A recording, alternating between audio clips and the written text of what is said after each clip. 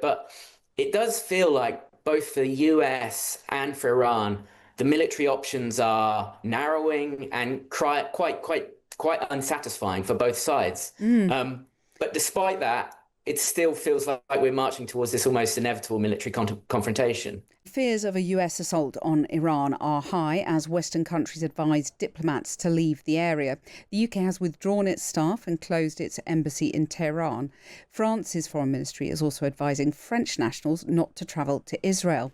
The US Embassy in Jerusalem has told non-emergency staff they can leave Israel. Aaron David Miller is a former US Middle East negotiator. I've been asking him if military action is likely. Looks to me like military strikes are inevitable. When they occur, the extent of those strikes, that's unclear, as is, in my judgment, the objectives of military action at this stage, which have not been presented clearly or at all, frankly, to the American public.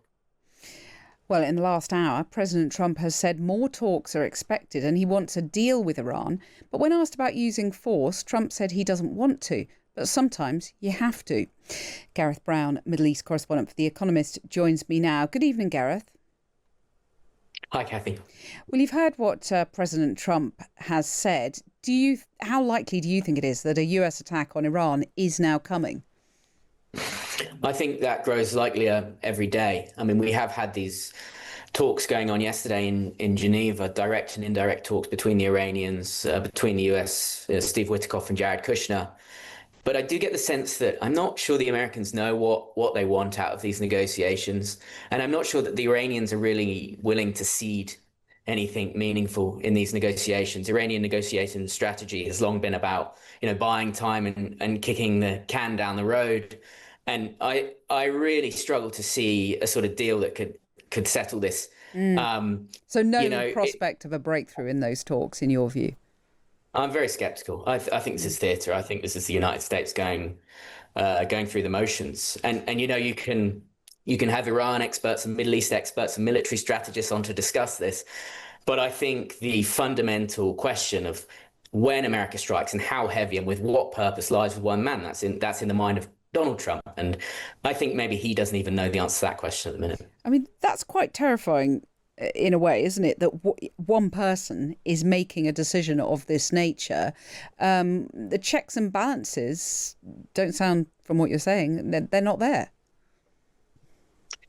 Yeah, I mean, we can delve into the American system, but I think we have to look at why are we here? And, we're essentially in this scenario now because of a tweet that Trump sent out, a month and a half ago, which he didn't really follow through on then. And now he's sort of slowly starting to follow through on it. And you have this huge show of force, in the region. Second aircraft carrier has just arrived into the Eastern Mediterranean. An absolutely incredible amount of air power, firepower. And I do think it's as simple as, in Trump's mind, he's got all this military muscle ready to go. And I think, why not use it? I don't want to oversimplify things. But I find it very hard to see how Trump stands down from this without some sort of military action. I think every day, every hour, strikes grow more and more likely. Well, let's talk about what shape that military action might take, because we've had the Vice President J.D. Vance saying that there's no chance that the US will become embroiled in a full-scale war.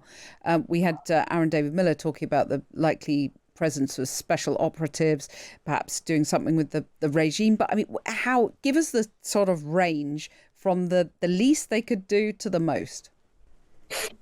Yeah, I mean, I'll start by saying I think it's very unlikely that the Iranian regime can be toppled from the air, purely from airstrikes.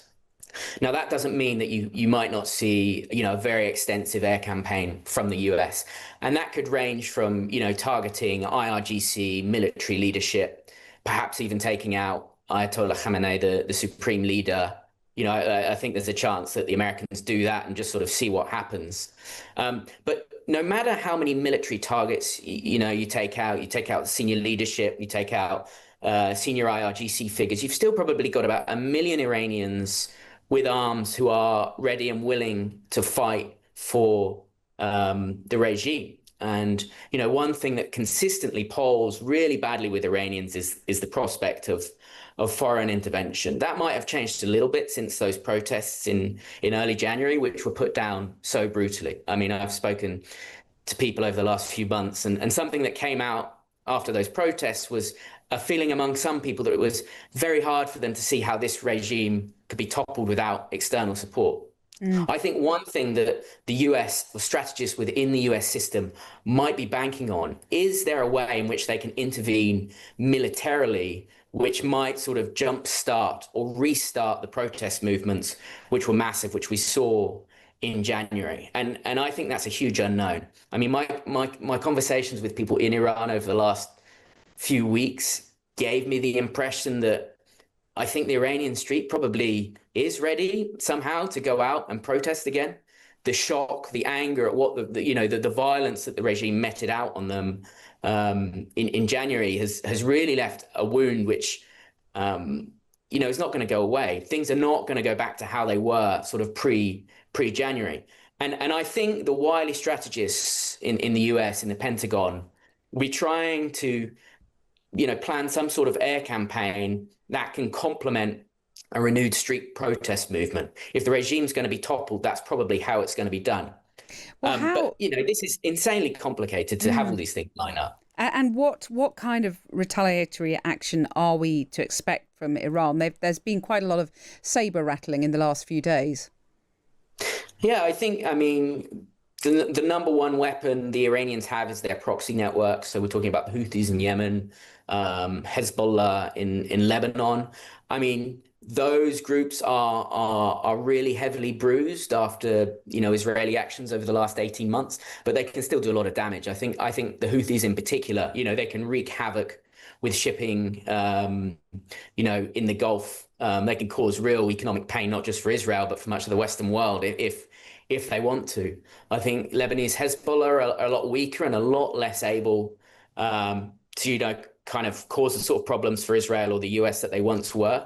You could see a sort of an attempt to attack, targets in the West. You could see, attempted terror attacks. That's something that the Iranian regime has done before. And then the real question is, what remains of Iran's missiles program? It didn't have a huge amount of success in targeting Israel in the 12-day war last summer. But perhaps there are Iranian weapons which haven't been taken out, Iranian weapons which the Israelis and the Americans haven't managed to destroy or aren't aware of that could cause havoc. But it does feel like both for the US and for Iran, the military options are narrowing and quite unsatisfying for both sides. But despite that, it still feels like we're marching towards this almost inevitable military confrontation. And just standing back for a minute and sort of take into account, you've got Pakistan declaring open war against the Taliban in Afghanistan. There's tensions across the region. What does this mean globally? Where does it leave, the UK? Where does it leave other countries in the world? What are the sort of global fallouts of all this? Yeah, we don't know. I mean, look, I think certainly by the end of this year, but perhaps even sooner than that, in a matter of weeks or months, we could wake up to a dramatically different Middle East. I mean, the Middle East that I've reported on over the last 18 months is vastly different to the one that existed 5, 6, 10 years ago. And I think change can continue sort of at that speed, unabated and in erratic directions. I think when we look at Afghanistan and Pakistan, the Pakistanis basically declaring war on the Taliban, it's a prime example, probably one of the best examples of the 21st century of chickens coming home to roost. For years, Pakistani ISI supported the Taliban, and now they're at war and they have a very troublesome neighbor on a very long border. And we're just in these absolutely unprecedented times. So who knows where we'll be. Indeed, and you're reporting on it. We're reporting on it. Gareth Browne, Middle East correspondent, The Economist, thank you very much for joining us. And another line from the president, just to add into all of this. Donald Trump, when asked about Cuba, said, maybe we will have, quote, a friendly takeover. So there's another thing to consider too.